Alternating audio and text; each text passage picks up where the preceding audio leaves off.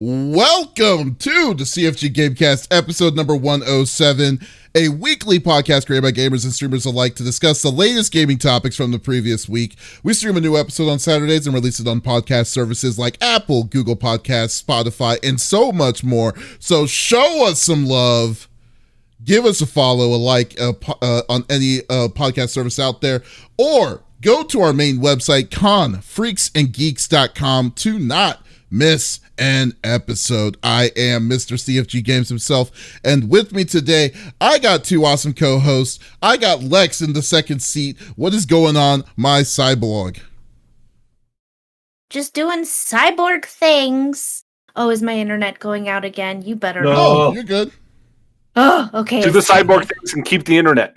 Yeah. I know. Maybe I put my antenna up.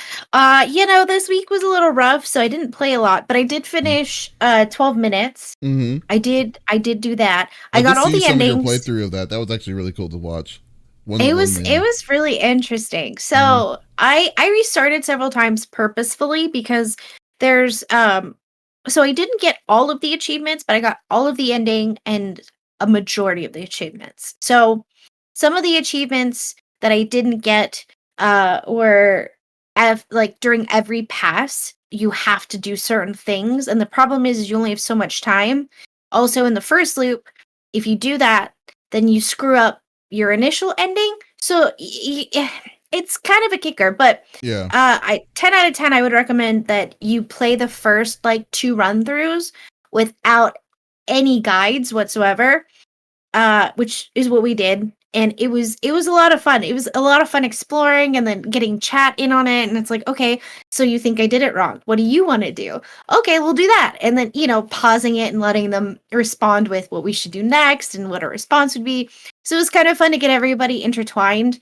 Also fun to figure out how to kill people on accident or purposefully.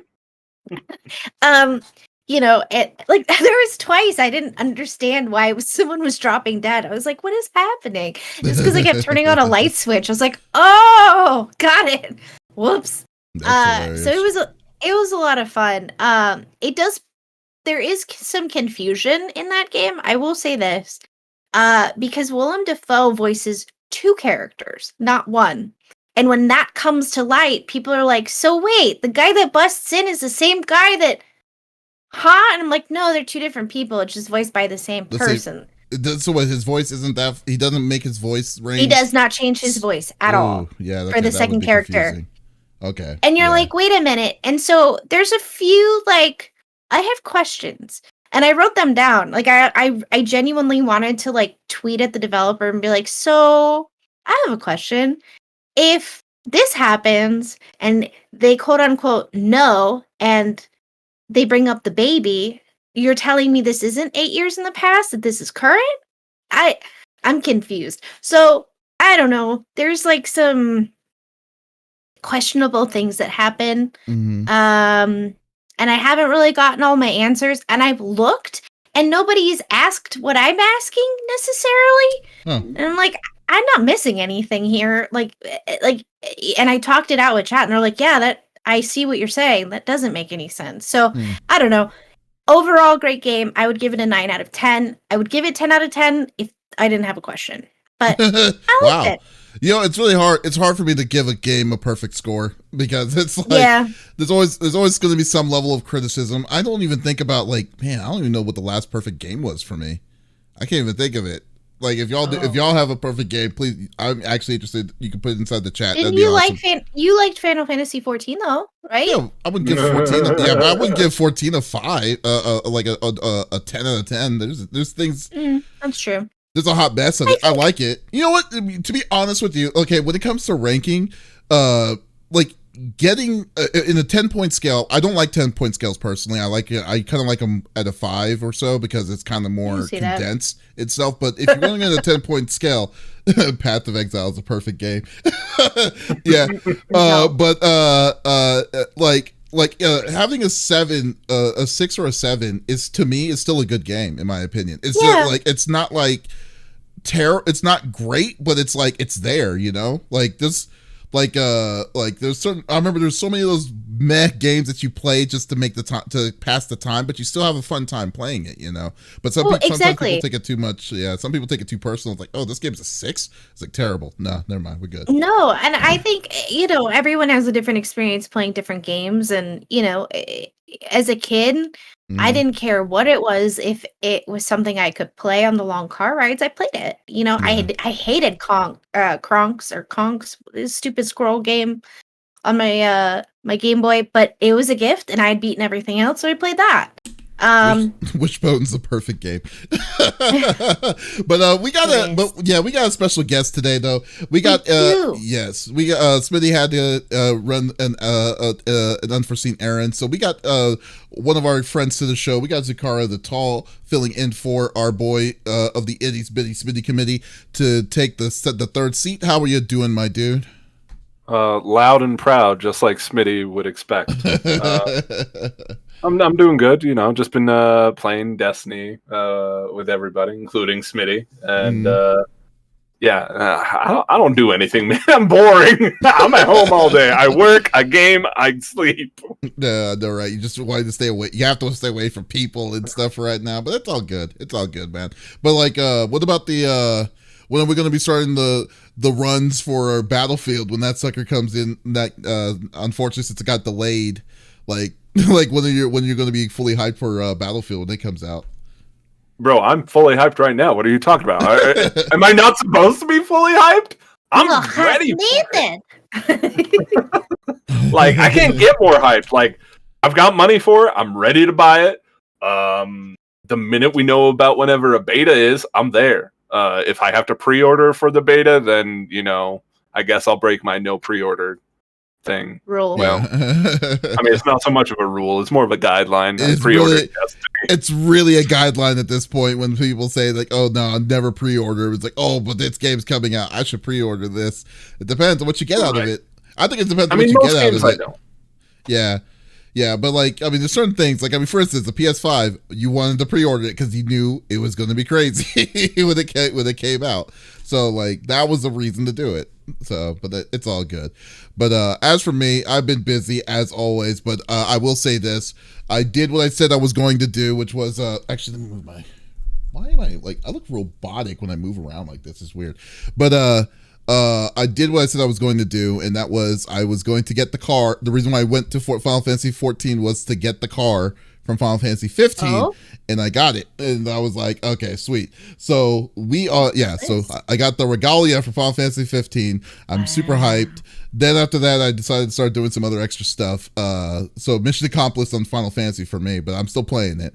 Then I started Tales of Arise. This is a really cool RPG series from the Tales series, which I'm actually so happy to see that it's how successful it's becoming, because it's definitely one of those games that's been around forever. One of those RPGs that's been around since PlayStation, and they're now getting their full acclaim. This one already sold 1 million units already, which is crazy to think that in just 2 weeks. So for an RPG, especially from one that's not from a big developer, I guess it's a big developer, but not one that's not known for those kind of RPGs. It's a very good feat. So I will definitely say that. So, but yeah, and I'm going to. And then right now, I did come back from a convention. I was at Dallas Fan Expo earlier, running some stuff. So that was actually pretty good. So I'm kind of tired. Are there a lot of fans there? Box fans, circular fans, bladeless fans. That's quite specific. I would say there were a good amount of people there. I think the biggest problem was that there's still wasn't a lot of how many more fan jokes can I make? There's not a lot of foot. I think comparatively, shut up. Just shut up. There wasn't enough of foot traffic though. I mean, I think for the size of this event, because this event usually hits about maybe 80 and 90,000, and you're 90,000 people or so. So yeah, but it was good though. I mean, they still good cosplayers, but all wearing masks and stuff. They have to with the mandates. So, but it was a fun time. So, yeah, it was fun. So let's get. Thank you. Well, yeah, I'm actually tired. You know what's funny? And then after this, I may have to go out and go meet some people for some drinks. So we'll see. Yeah. Living the life. Oh God, we'll see. But let's get this party started. I know everyone doesn't want to be hearing my nightlife here in Dallas, so let's go to the normal rigmarole that we like to do each and every week. So we each of us chooses a topic of discussion from the previous week in the world of video games. The topic would or could be about a specific game or something that happened in the gaming industry itself, and we don't want to talk about it amongst ourselves. We want you, the listeners of the CFG GameCast, on YouTube, Facebook Live, or on Twitch, to be a part of the conversation. So if there's something that you hear that you want to chime in about, by all means, type it inside the chat. We would love to discuss it with you, the viewers, as well. So let's get this party started, and let's go with Lex. So what are you bringing to the table? I know, finally. Okay, so, oh boy, okay. There wasn't a lot this week that like caught my attention, but this did. And at first I read the heading of the article wrong. I was like, wait, this game system caused a car accident? How? And I don't know what I was thinking, because the system is a literal train wreck, and that's what they meant by it. Start off by reading you the 10 commandments of game design for this console, okay? Well, in television. You should probably. What is the? Okay, I'll go back further. Itself? Yeah. Sure. Uh-huh. So this system is called an Amico. Originally, they were boasting, a different type of controller system, and that it would be, games wouldn't cost more than $10. The system itself wouldn't cost more than $180. That it was going to be, a breakout game, a breakout system, and that, all of these developers going forward, making games for the system were up and coming. And a lot of it also touted that a lot of old school games would be redone and be able to be played on this system. Okay, cool. So as I started reading more and more into this, and I looking at the system, you're like, okay, that's interesting. It kind of looks like a cell phone. Well, funny enough, this is like over 6 years technology. So like this technology was big in 2016 with phones. And essentially it's a you know what show. So let me start off with Tommy Tallarico, who is the CEO of Amico, aka Intellivision, which is the creator of the Amico. His behavior as of late has been pretty odd. So anyone who criticizes or critics who do, blog posts about it, or people who have tried out the system, if they talk about it in any way, shape, or form, he will then turn to Twitter, calling these people out and stating that they are white supremacists, that they're Nazis, that they're racists, for not giving his system and his gaming console 110%. Which is interesting because nothing is perfect. So as a CEO, basically tell your critics that they're wrong and to F off in so many words is kind of insane to me. Okay.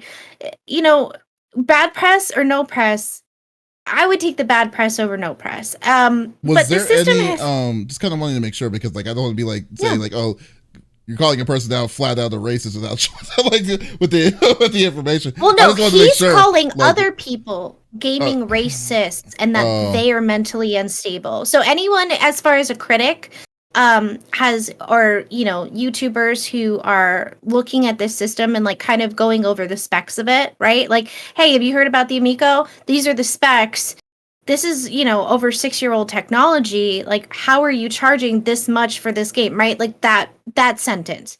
How are you charging X amount for old technology that we've already surpassed, right? Making that comment, he will then turn around, call that person out on Twitter and say, you're a gaming racist, you're mentally unstable, you're a white supremacist, you're a Nazi.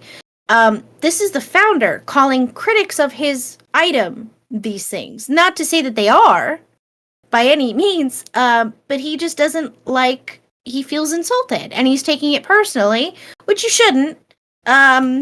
not everybody's going to like everything, right? And we know that. So that's kind of number one on the Trainwreck station. We're pulling out now, okay? So what is Intellivision? It's been around since Atari, since before Atari, which is interesting because they haven't released a system yet.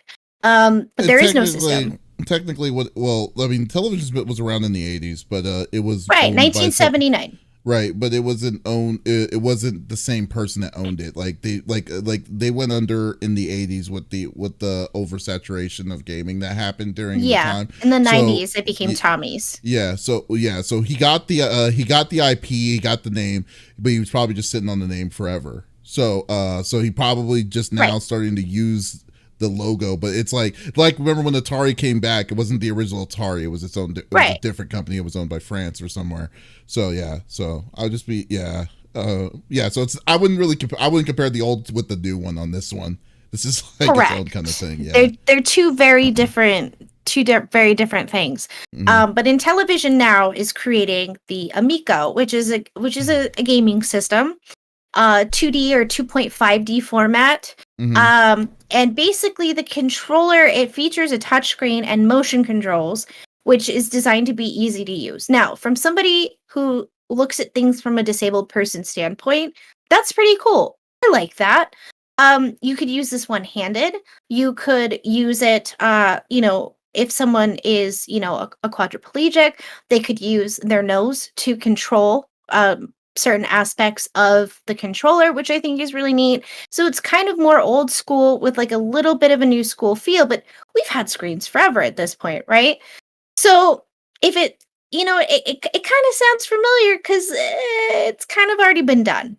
Right. So we keep going down the list. It's supposed to be this retro console that would bring back some old games, but also bring in some new games. Now, if you're going, well, new games, what would be exclusive? Because if it's a 2D concept, you're not going to be running any new games like 12 minutes or anything for Xbox or PlayStation on this. It would technically be old games or ones created specifically for this, and you would be correct. So they boast that the games wouldn't be over $10 and that the whole system itself would be $180 or less. Pre-sale started, and all of a sudden, the price jumped from $180 to $250 to between $250 and $300, which makes absolutely no sense when you're looking at this. And an iOS Android from 2015 can do the exact same thing that this new console can, right? So I'm reading this and I'm thinking that doesn't make any sense. And they're talking about bringing like a mobile Care Bears game and things like that, but it's like we already have this on our phones. Do they explain why? Like, do they ever explain why they increased it like that? That's a pretty big jump. That's like from 180 to 250 or 3. That's like a switch. Yeah. Right. Well, and it is a switch. Right. Depending on which edition you got, obviously prices can vary, which we all know that. While the console does come with 2 controllers and 6 games, it's still fairly steep, especially when compared to modern day consoles. And looking at what the games that are planned for this console, including mobile ports and even an education flash game, it's hard to see how anybody outside of super fans of Intellivision would be tempted to buy this machine, let alone pre-order it for more than $100. The price got higher for no real reason at all. Amico is basically as powerful as a $100 Android phone released back in 2015. And they say we don't want to get into the nitty-gritty of specs. Well, we do though, because you're charging all of this money for something that I can go, an Obama phone can do, right? Yeah. When like that kind of makes no sense. So there's no real reason as to why the price jump. And when you're looking at it, as far as like a dev portal, the controller capacity, the touchscreen, all of it, it's a 3.2 inch screen with a pixel resolution of 320 by 240. That's nothing. Mm. And a refresh rate of 15 to 30 FPS. Whoa, they go down to 15 frames per second? Jesus. While these controllers are built with a second screen, everything designed for the controller screen must not exceed 1 megabyte. That includes sound, all sound, images, and code. Based on these limits, expect mostly static and simple menus. So it gets worse. Like, there's no reasoning for their uptick, because if you're looking as far as like specs, like, okay, well, if it performed this way, that's, reason for an increase. No, you guys are using old technology that's already been surpassed. And, your reasoning for using old technology is X, Y, and Z. Fine. Okay, you want to make it more accessible to people, but this price increase doesn't make any sense. Let me read you the 10 Commandments. Yeah, and I'm not kidding. Well, before you do that, I will have to say, yeah. Are they actually called the 10 Commandments? Yes, the 10 Commandments of game design by Intellivision. Okay, before you do that, I kind of want to voice our opinion on this before on this itself, and it's like, I just to be like, what, dude? Seriously, what the hell is that? It doesn't even make any sense. Sense on why they would be like. First off, their base price of this is at $189. So even at their promised level, that's $10 less than the Switch Lite. That because if you're saying in that in general, you're saying that, and then would you give the specs of what this thing can handle at 1.5-inch screen, and then you can only go less than a meg on sound and stuff. You basically outsold you basically took yourself out of the running a long time ago when you're just saying I got the Switch Lite. The only thing that you could possibly promote is that it's cheaper. That the games at the max could be at $19.99, but if you buy them digitally, it's at $10. But with the kind of games and the quality of the games itself, that's going to be another question in itself. Two, it's like, then if you're not going to if you're going to jack the price up for no apparent there has to be a reason. Maybe it's not on the list or the title of it, but like I'm going to give them benefits of the doubt that they have to have a reason on why they felt it necessary for them to jack that price up to $250. It's still right in the dab middle of the Switch pricing point. And that's like you're wanting to. To me, when I saw this system, I played it a little bit at E3 maybe a couple of years ago. I was thinking that they were trying to not compete with the big companies, because there's no way this thing could survive against them, like a direct fight with them.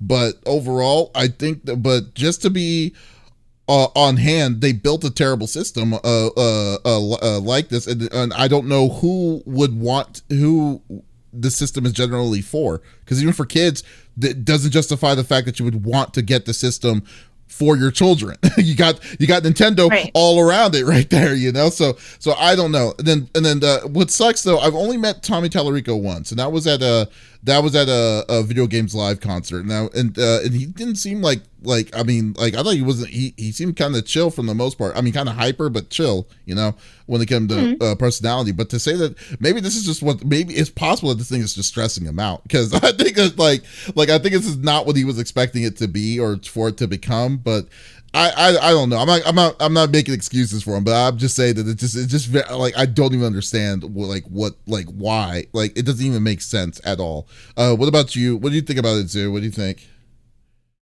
I was on board when I saw the Hot Wheels logo. But beyond that, I mean, the price point alone for what it does, just that right there, kills the idea for me.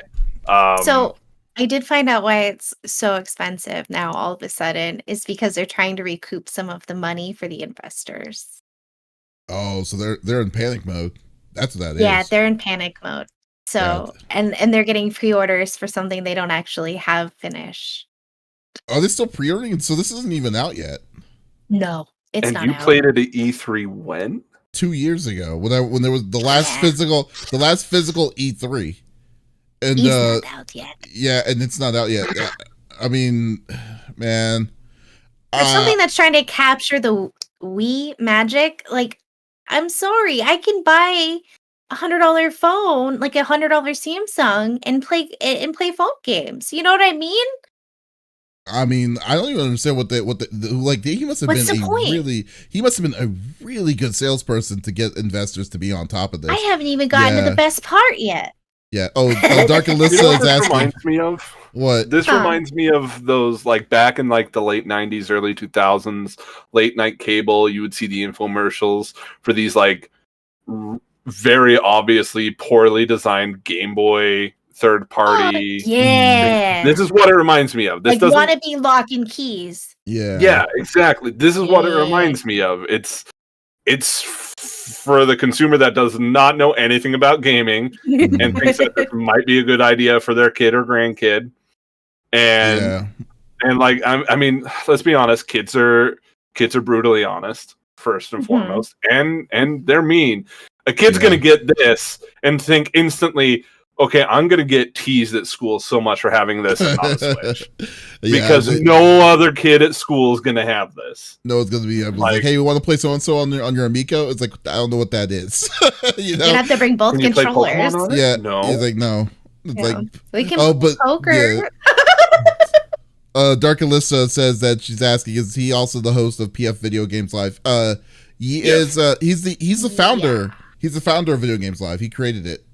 Yeah, he's the guy that goes out during the Halo song and has the electric guitar and like the spotlights are all on him, and he's just riffing on it for like a good 2.5-3 minutes straight. And you're like, exactly. I don't remember if Halo had this much guitar, but okay.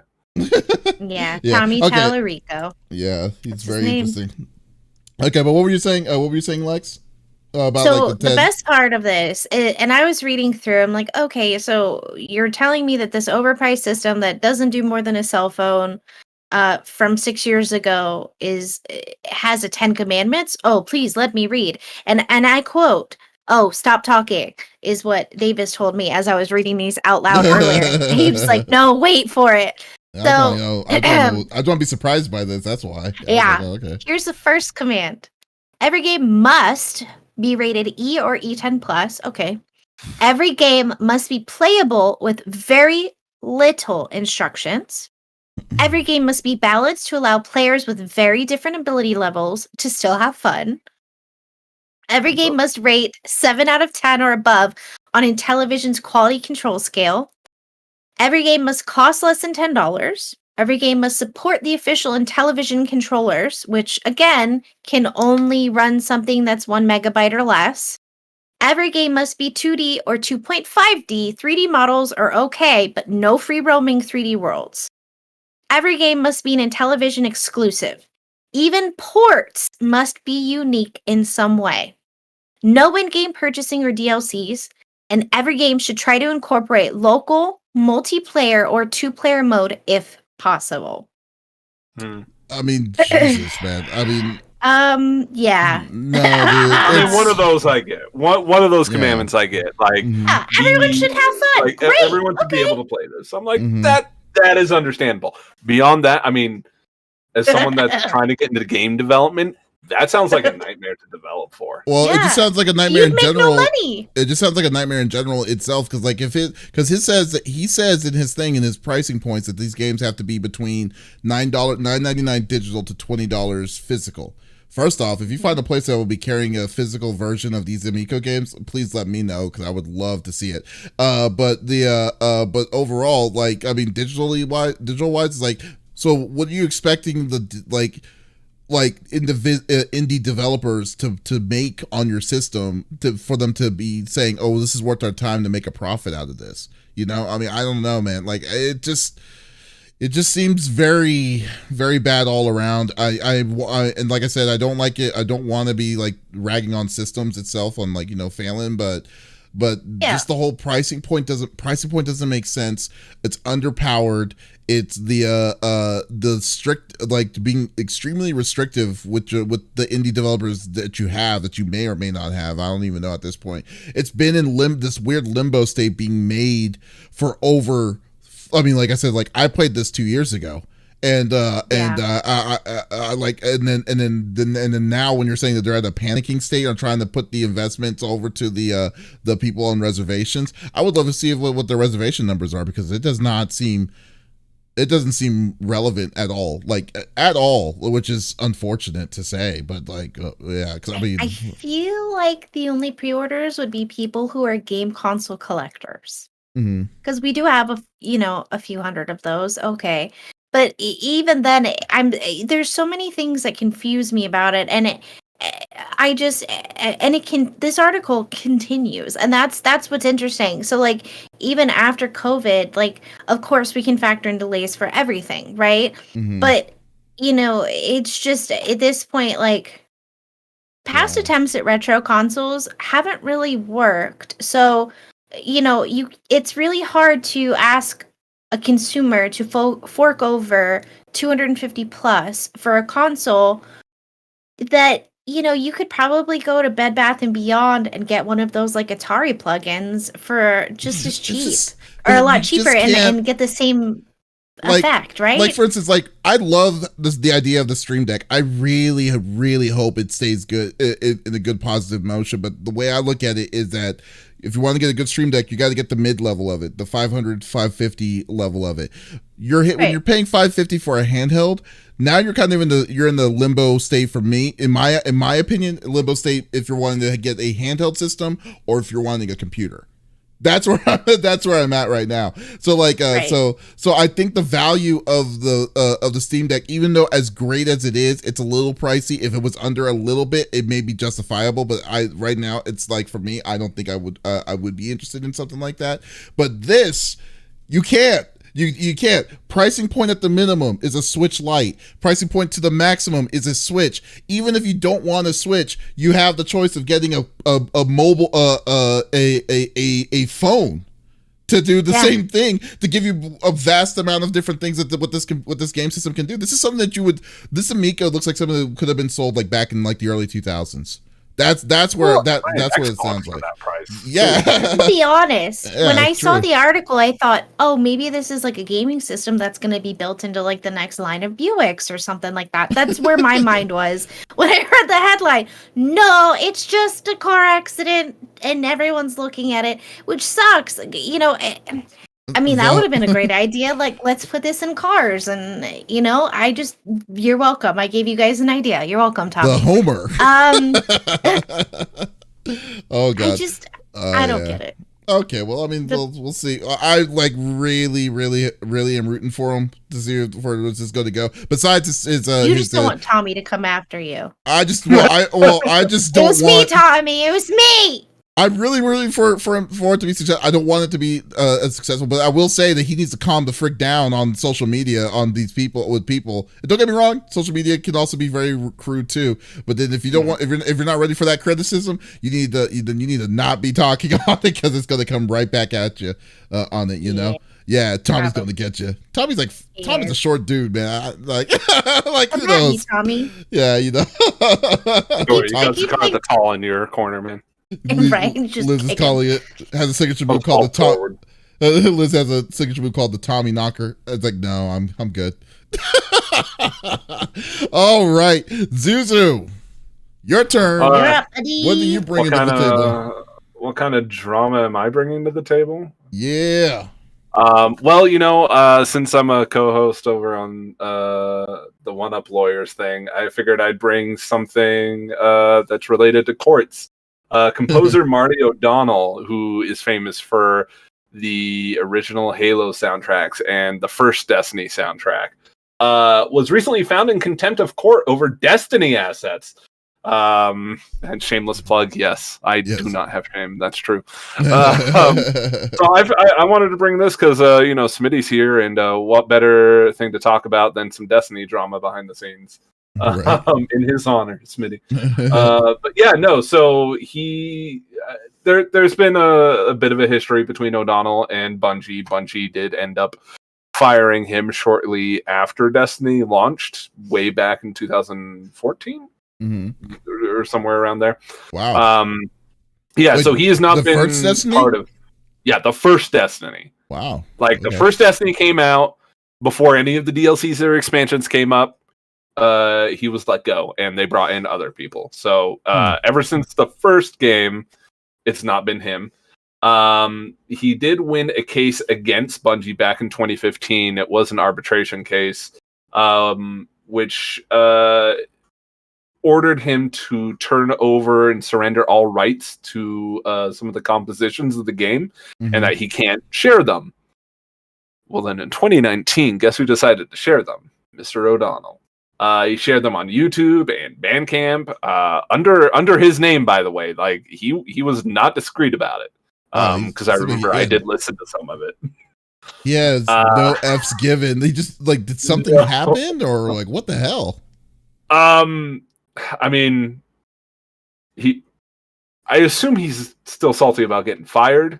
I obviously don't know all the facts because I wasn't there, but from what I've read, it does sound like he has been difficult to work with in the past for Bungie, and just kind of last straw kind of happened. He wasn't really doing what he was supposed to be, right? So he got fired. He was still making royalties off the game though, which is funny. He always will. That's why would you mess up something that you're getting free money from? That always boggles my mind. I feel like people mess with their own wallets half the time. You know what I'm saying? Like, you're getting yourself in trouble for something that you were going to get royalties for forever, essentially. As long as people are playing it, you were going to collect royalties. Why would you then mess up your own bag? I don't. You know, on top of that, I think he owns stock in Bungie as well, because he's been there since Halo 1 before Bungie blew up. So like, he got fired, but like, he still was making money from them. But yeah, so he was found to be doing this and was charged $100,000, which seems a little low in my opinion, but you know, hey.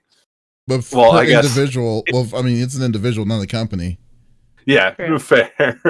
And that was for reasonable costs, including fees and third-party examinations of his own equipment and all this. But he hasn't said anything since. But I thought it was an interesting little legal case going on where he was very shamelessly just like, no, I'm still going to release this. Are you kidding? Right. I mean, like, it just seems weird that I guess I don't understand, like, the audacity. Well, it doesn't even, like, even on top of, like, you know, being kind of, you know, disgruntled about it, like, he went over the court's decision on this to go and just go out of his way to do it, and he was getting paid the royalties still the way he was deserved. So it wasn't as if Bungie cut him out completely on that. They were still doing what they needed to do, you know, to make it straight, you know, to make it fair. But I just don't understand, like, why one would just decide to just do that, then not be coy about it, and then just say, "Oh, okay, we're just gonna file you for contempt," knowing what the circumstances are going to be. Although, I guess there is one thing that we can say, because the one common factor is that they have said it the whole time. He was difficult to work with, so maybe he's just not right in mind of you know, just wanting he's just vindictive. He just did it just to say that he did.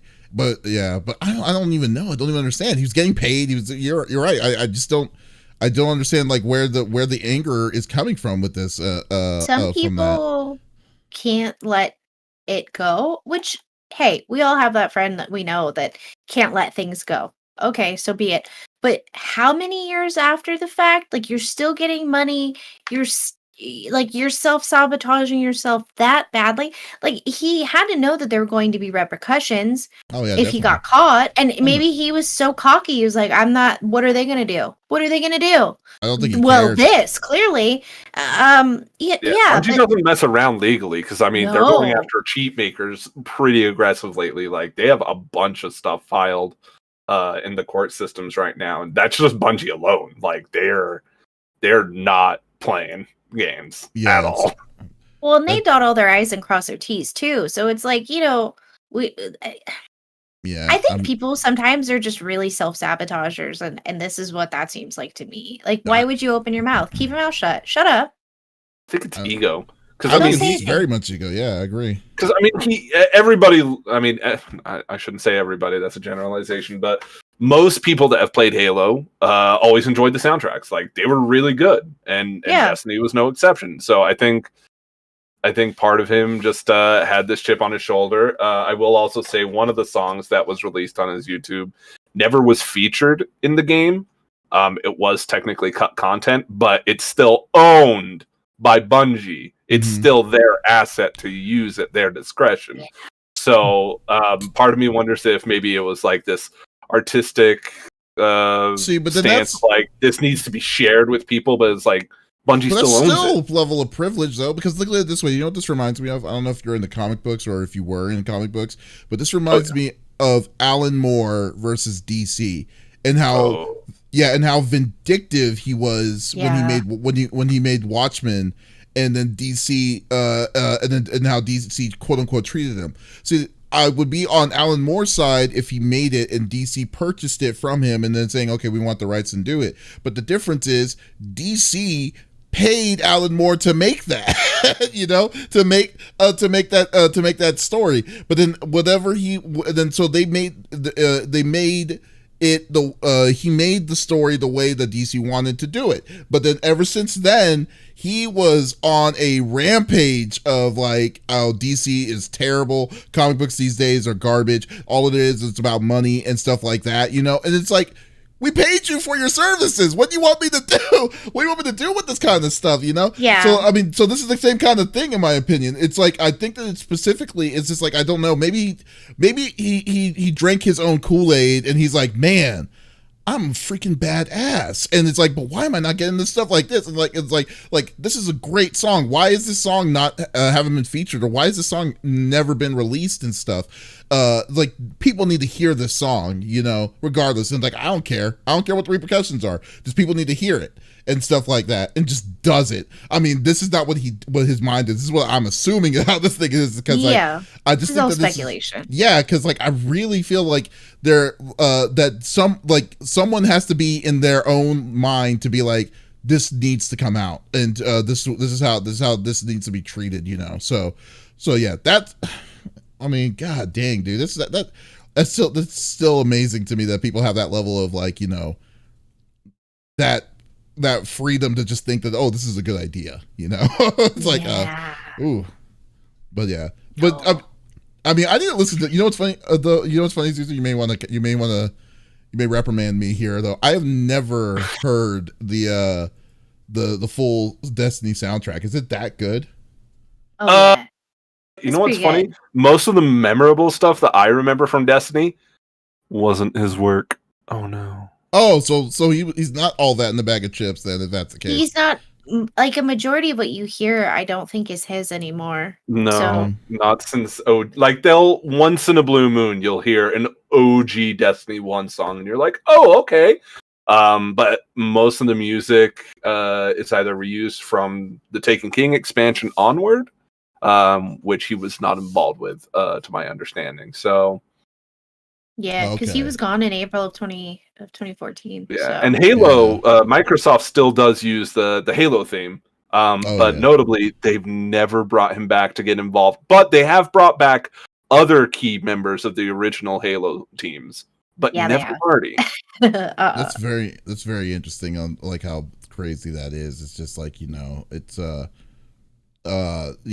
he must be like, I mean, it's not like if it's consistently that way, then there is a problem. I think there's a problem with him, but well, I'm just glad that they're I'm glad this is one of those stories that I wish my dad was here for, because he made music most of his life. He owned a recording studio, and so he's done recording studio stuff for gaming in the past, not very recently, but he knows all of like the ins and outs of the laws of that.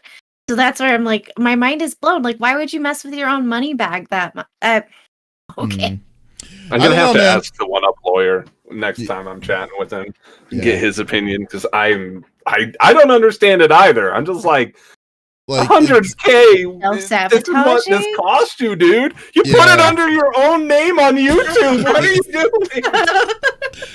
It's like the YouTube kids. So it's like they need to know it was me. That's basically his only reason. It's like they know that I want them to see who did this. It was me. You know, it was me. Oh man, but that's funny. Well, we'll see how that. Well, we already know where it's going, so I hope there's no continuance of what's going to happen on that. So, right. Hopefully, that's the end piece of the saga. Yeah, let's just say the end at this point because you don't want it. You don't want it to advance even further. Golly, that's crazy. All right, so let's go to mine. I'll close this up with a nice tight package. I'm talking about PlayStation once again. I don't know what it is. It's like just PlayStation and me is just like peanut butter and jelly, I guess, right now. Because like I've just been going really crazy with. I've been always releasing this stuff, but PlayStation is now. The new update patch has happened with PlayStation. This is it's official. I did do an update about this about a month and a half ago about the beta, about what they were planning on doing. But the only thing that the only thing they emphasized was that they were going to allow you to put M.2 hard drives to expand the hard drive space on the PS5. So they allowed you to do so. That is now officially enabled in the PS5's new September update. So this in this one now, there's other things that they did with the PS5 that was actually really cool, which is totally now starting to kind of shape up to be what we were expecting the PS5 to do from the opening day release of it.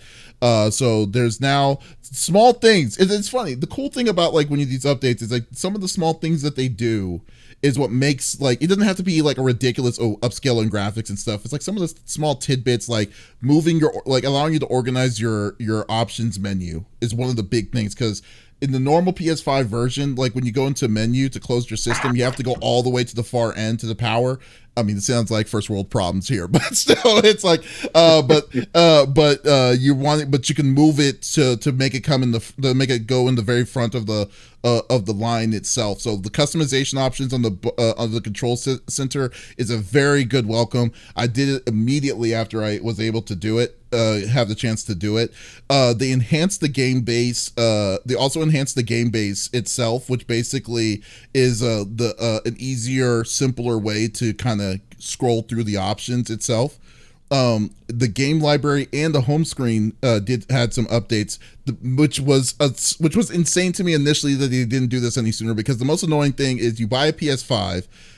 Once again, first world problems. You buy a PS5, you get a game that can do both PS4 mode and PS5 mode, but but you automatically assume it's going to go in the PS5, but sometimes that's not the case. It sometimes chooses PS4. You have to manually change it to PS5, and it was like, but there's no place to indicate that it's like that's where it's at unless you go into the game itself and then change the option to PS5 mode. To optimize mode. So they changed that around a little bit so to make it a lot easier to just first make it automatically go to the best version it needs to be, which is great. And then the second thing, if it isn't in the mode that you're wanting, it's gonna show separately in the install tab of the game library. So it's gonna have its own individual space. So I'm like, okay, that is so much better than just trying to toggle it between the two because you don't know any better with it. Yeah. Because didn't Smitty accidentally download like a PS4 game right off the bat to his PS5? Yeah. Because he didn't know that there was a separate store. Well, nobody really did at first. Well, yeah, it was a mess. It was a very big mess. So yeah, it definitely was. So it was CFG GameCast where we discussed the first world problems. Yeah. All of them. Yeah. So that was a real good welcome to it. PS Now Resolution Selector is now there is now a PS Now Resolution Selector, which allows you to see if you can be able to play your games in 720 to 1080. Yeah, you can right now. There's so there's a lot of cool things. There's a lot of cool little tricks. Oh, there's also changing your tracking the trophies that there's trophy tracking. You can track up to 3 different games at the same time on your progress of trophies that you're trying to work on. So that's freaking awesome. I've never seen that before, and I was like, that is a really cool thing. So, and besides the the small bells and whistles like 3D audio support for built-in speakers and like for spatial sound and stuff like that, there's actually built-in option menus that allows you to change the hertz, the settings and stuff like that for like your bass levels and stuff. It's actually very cool. But nice. This is a really big update. I think, and then they allow you to make your remote play able to use your phone as a controller. Saw that. Yeah, as well. So that is freaking insane. Like they took it. This update's a very big update, and I think everyone should definitely start going into that and start looking into anyone who does have a PS5 to start doing it. To upgrade it to this one, because I've been messing around with it for the past 2 days, and like I've been loving these changes. It's just like makes it much more much more nicer. Like the feel of it's a lot nicer. So I mean, I think like like apart from the showcase that they did last week to what they're changing on the system itself, like slowly they're going a right direction. All that they're needing to do is to start being able to keep up with the demand of it. Because I think can you imagine like if there was no pandemic like at all, like, and then they had no issues of releasing like a massive amount of systems. Do you know how how crazy this thing would be selling? Like, oh yeah, no, it'd be going off the shelves so fast, especially after that showcase. Oh God, I mean, it's like after the showcase itself. I mean, I don't see how this is going. Like I know that Microsoft is trying to introduce a new way of play, and then you got to respect what they're doing with what they're doing, because I think some of the technology like X Live or whatever, the remote play. Your play anywhere on anything, be able to play Xbox games directly as an app on your TV directly, all this different kinds of stuff. Awesome. Problem is no games. Like no exclusivity of games is what kills me about this. It's like, it's very important for first party games, in my opinion. Like that's the reason why people want to buy a Nintendo. That's as much as strong as the reason for people want to buy a PS5. People are clearly fine buying a $500 system to have a disc version of the game, if they're going to bring, if there's a reason to do it. And then I think this is the big thing about it that allows PlayStation to do what they're doing, even though, that allows them to kind of be open on what they're trying to announce and what they're trying to release. Cause I mean, dude, they had 4 new IPs just last week. Like just on that alone, it's like, I don't know, man, but yeah, I am really glad about this system. I don't like even though I haven't played it that much, I think that it's that it has a very clean future. So what about you, Lex? What do you think?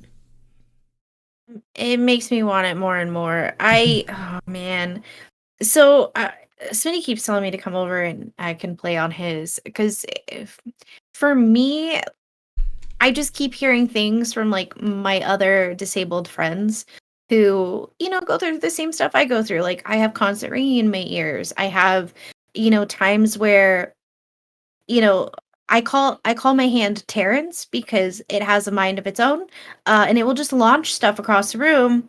And sometimes like my hands get stuck or they get frozen, Say, I call himself Terrence because he has a mind of its own. I think there's a story within a story within that. It's like Terrence launches stuff. It's like, who's Terrence? He does. He's that. This one. It's this one. And I just keep hearing about like all these like amazing features with like the controllers and things like that. And for somebody like myself who, it's more difficult for me to play a system nowadays with a controller. All I hear is good things in my community of disabled people who are also gamers. All they talk about is, it's, I barely have my hands on it and everything's great. And it's like, well, I can see that. It's one of those things like I want to try it for myself, but I'm also scared that I'm going to try it and I'm going to just fall in love and steal it from Smitty. You should definitely do that. When you do that, knock him out. When you do that, record it. just Because I take want it. to see it. I want to watch it. I Opie need got that a TikTok. Yes. Opie I brought need a that shank. TikTok. She's ready. Can I I show need you. that? I need She you brought to. She brought a toothbrush to Is that a shank him with. toothbrush? Yeah. What's it called though? Like, I think what you need to experience is the haptic feedback. I think the thing that really That's what I really, yeah. that breaks this is that just puts the giant, like, you know, technological cherry on top of all of this is its controller. The controller is just like, if you play a game that's very oriented with its controller and its settings, like Returnal and stuff like that, or Ratchet and Clank, very, very good. It's like it makes it feel That's what I'm like hearing. it's a whole new level of, like, you know, of stuff that comes on top of it. So yeah, I would definitely go with definitely check the haptic feedback. Once you get that, once you mess around with that, and then of that, then you're like, okay, I really need to get this system. So yeah. I mean, from a few of my friends, like, they've literally said, like, this is a totally different experience. And you know, they go through a lot of the same stuff. Like, I have nerve damage and I have arthritis, and so holding a controller is hard. And they're like, no, this is totally different. It's I don't know totally about that. different. I don't know about, like, and with the arthritis and stuff. sometimes my friends are a little, yeah, they're a little overzealous. I'm like, yeah, well, I end up smashing my hands into my lap, and I don't even realize it until later when I'm crying about my hand because I squished it for 3 hours, you know, playing a game. But the sound is what intrigues me, and it was showing, like, how to set up for, like, your room. Mm-hmm. That is, for me, number one priority, is getting my sound right. Like, I have really expensive headphones that are for competition purposes. I accidentally got my hands on them. Best Buy got one pair, and I love the spatial sound. I know when someone's walking up behind me in a video game. I know when someone's coming to my left. Like, that is number one priority for me when I play any game. And looking at what they want to do for setup, like, okay, so you have open speakers. What's your room like? Let's do a test. I love that. I love that feature. Like, 10 out of 10, I love that feature already. And I'm scared to play it now that I'm going to fall in love and regret not taking the extra PlayStation First Mini. Here's the, I just had it on me. Here's the red. And you got a red one. The red one. That's not cherry red, though, is it? It's a cherry red, unfortunately. It looks... Oh, I love cherry red. But it looks more burgundy. I wanted it more darker than where it was at. I'd want it bright. Yeah. I don't want to like mine. I love that. Very good system. So yeah, but this was, so that, just wanted to kind of let you know about that, and y'all should definitely like when you get a chance. What? I also like that the SSD slot is very easy to get into. I feel like that's kind of idiot proof. Like, when you guys were saying, like, oh, you can upgrade to SSD, I'm thinking, like, what were they thinking? Like, people are going to screw up their machines. You guys were like, no, it's like easy peasy. You just pop off the panel. I was like, no way. What? Yep. There's just another problem with it. The only other problem I have with it is SSDs are expensive. So, like, especially it can hold the system. They did confirm that the system can hold up to 4 terabytes of SSD. So the big thing is, like, can you imagine? Like, I mean, 2 terabytes of SSD costs like $400. So, like, I don't even have an SSD for my PC. So right now I'm just dealing with the 820 something gigs, and then I'm just gonna wait till the SSDs drop down in price. It's gonna eventually happen, and we'll see where it's gonna go. You know, so agreed. Yeah, it's good. So, Lex, yes, do you have planned for the week? For next week? Ooh, good question. Well, I think I'm gonna surprise some of my crew with Devour, because that game looks terrifying, and I kind of want to play it for Spooktacular. Which game? Devour. Oh, Devour. Okay, yeah, I know what that is. I also was gonna do a little bit of research into some new horror games and see what's available. Because I'm getting a little stagnant. Did you get it this time? I did. Yes, killed the gnat. I'm kind of. Nothing's really scaring me lately, so I'm gonna try to do some revamping this week. This last week, I didn't realize how badly I was gonna hurt after my procedure, so I kind of took it easy this week and didn't do any of the things I wanted to do as far as research. But just kind of gonna be playing my normal games. I need a new Monday and Wednesday night game, but I do need to go hard mode on White Day again, so that's probably what I'll do. All right, sounds like a plan. Zuzu, thank you for guest hosting. Yeah. It was awesome. Thanks, Zuzu. It was cool. as always. So what do you have planned, man? You want to promote? You promote? Promote yourself. What you have planned? What am I doing this week? I'm turning 31 this week, so. Oh yeah, old man. What was that? Honestly, I just I plan on doing some work, hanging out with my little baby boy, and then probably helping Smitty and everybody else in some stuff on Destiny. It's not just Smitty, man. I'm getting like recruited by like 8 different people. Hey, Zukar, can you help me with this? I'm like, got you, man. I got you. So, or like when Liz says, when Liz says your hot tub DILF stream for your birthday. Hot tub DILF stream for birthday. I keep telling Dark Eliza this, and I'm gonna keep saying it. I can't buy a pool. Like every time I order one, it gets canceled. I don't know why. It's not my fault. Okay, what? The pandemic. No. I keep canceling the orders and blaming it on someone else. Don't tell her that. I think she's here. That's freaking hilarious, guys. But guys, yeah, and then as for me, I am going to be streaming some more Tales of Arise during the week. Monday, we're going to be doing the trivia final. We're doing a pop culture trivia final with T Dot on CFG Games. It's freaking, yeah, that's a fun thing to check out. So it's going to be a whole mass of different kinds of geeky topics and stuff, and see who's going to win it all. But then on Tuesday through Thursday, Tales of Arise, and then Friday, probably some Final Fantasy 14.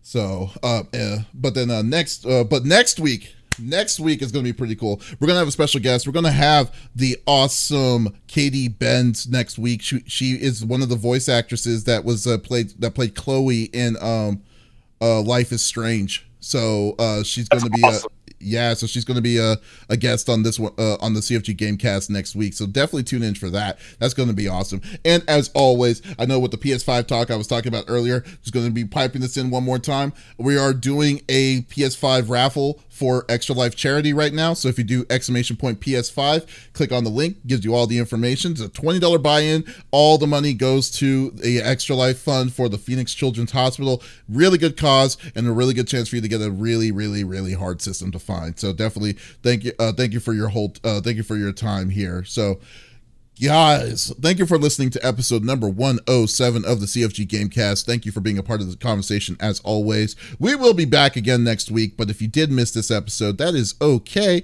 We will have it Monday. We'll release it on podcast services Monday morning on Spotify, Spotify, Google Podcasts, Apple Podcasts, all podcast services. So there is no excuse to not listen to our sexy voices. So we will,